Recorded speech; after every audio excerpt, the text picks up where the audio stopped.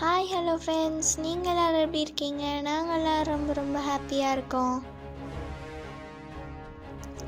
இன்றைக்கி நம்ம எங்கே வந்திருக்கோன்னா ரொம்ப ரொம்ப முக்கியமான ஒரு இடத்துக்கு தான் வந்திருக்கோம். நம்ம இன்றைக்கி காந்தி தாத்தாவோட மியூசியத்துக்கு தான் வந்திருக்கோம். இங்கே தான் காந்தி தாத்தா லாஸ்ட் வாழ்ந்த வீடு. வாங்க போய் உள்ளே பார்க்கலாம். இந்த மியூசியத்தோட டைமிங் மார்னிங் 10 to 5:30. இதுக்கு எந்த என்ட்ரி டிக்கெட்டுமே கிடையாது. நம்ம ஃப்ரீயாக நம்மளோட நேமையும் ஃபோன் நம்பரையும் மட்டும் எழுதிட்டு நம்ம உள்ளே போகலாம்.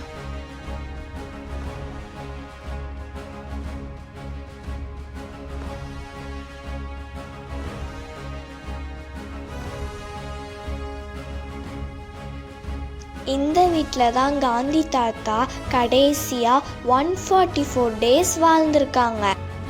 இதுதான் காந்தி தாத்தாவோட மியூசியத்தோட மேப்பு. இதை பார்த்து நீங்கள் எங்கே வேணாலுமே போய்க்கலாம்.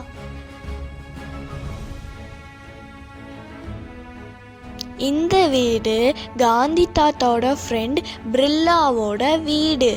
முன்னாடி இந்த வீடை பிர்லா ஹவுஸ்ன்னு தான் சொல்லுவாங்க.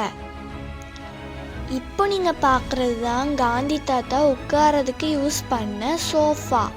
இங்கே தான் எப்போவுமே காந்தி தாத்தா உட்கார்றதுக்கு யூஸ் பண்ணுவாங்களாம். இப்போ நீங்கள் இங்கே பார்க்குறது காந்தி தாத்தா இதுதான் காந்தி தாத்தா வராண்டா மட்டும் யூஸ் பண்ணாங்க.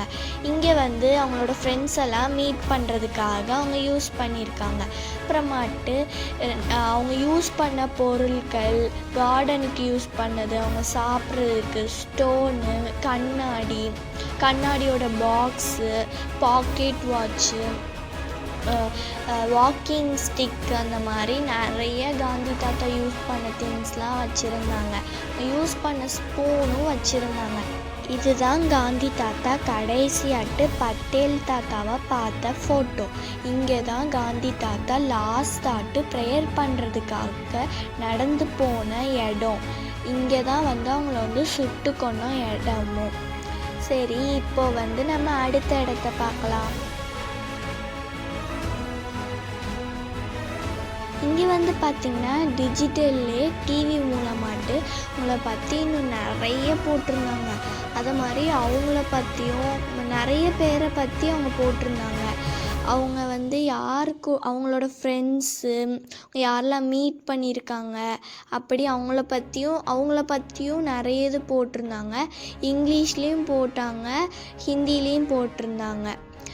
அப்புறம் அவங்க டிவியில் அது டிஜிட்டல் அவங்க காமிச்சாங்க. அப்புறமாட்டி இன்னொரு ரூமில் நிறைய ஃபோட்டோஸ்லாம் வச்சுருந்தாங்க. 48 hours அவங்களோட லைஃப் எப்படி வாழ்ந்தாங்களோ அந்த ஃபோட்டோலாம் வச்சுருந்தாங்க.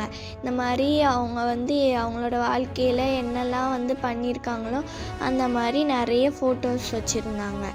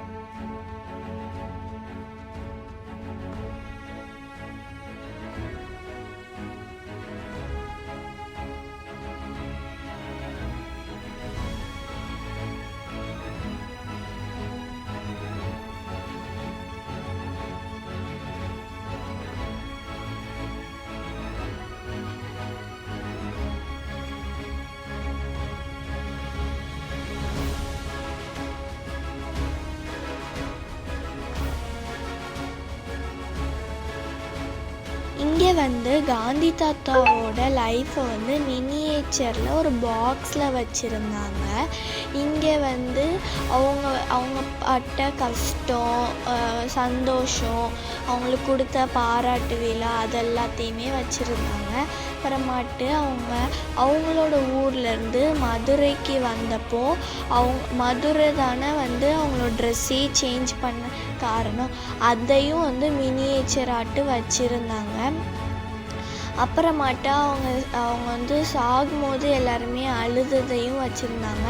இதுதான் அவங்க ட்ரெயின்லேருந்து வரும்போது அந்த மாதிரி நிறைய ஃபோட்டோஸ்லாம் அந்த மினியேச்சர்லேயே பண்ணி அவங்க வச்சுருந்தாங்க. அந்த ரூம்குள்ளேயே 2 ரூம் வச்சு இந்த மாதிரி மினியேச்சர் பண்ணி வச்சுருந்தாங்க.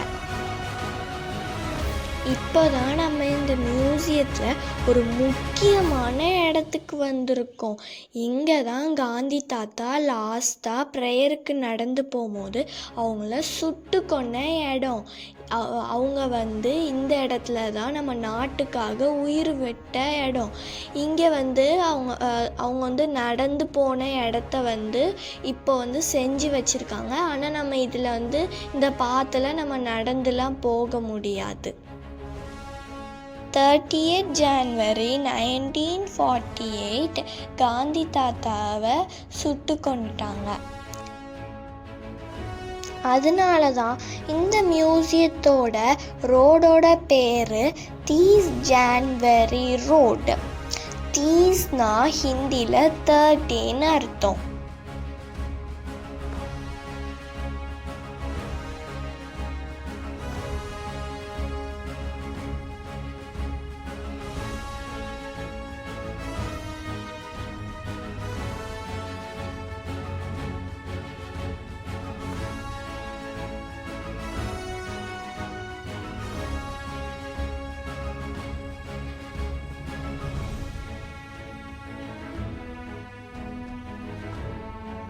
இப்போ நீங்கள் பார்க்குற நினைவு சின்னம் தான் காந்தி தாத்தாவை சுட்டு கொன்ன இடம்.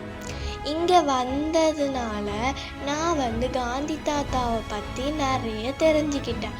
அதனால தான் நான் உங்கள் கூடயும் ஷேர் பண்ணேன்.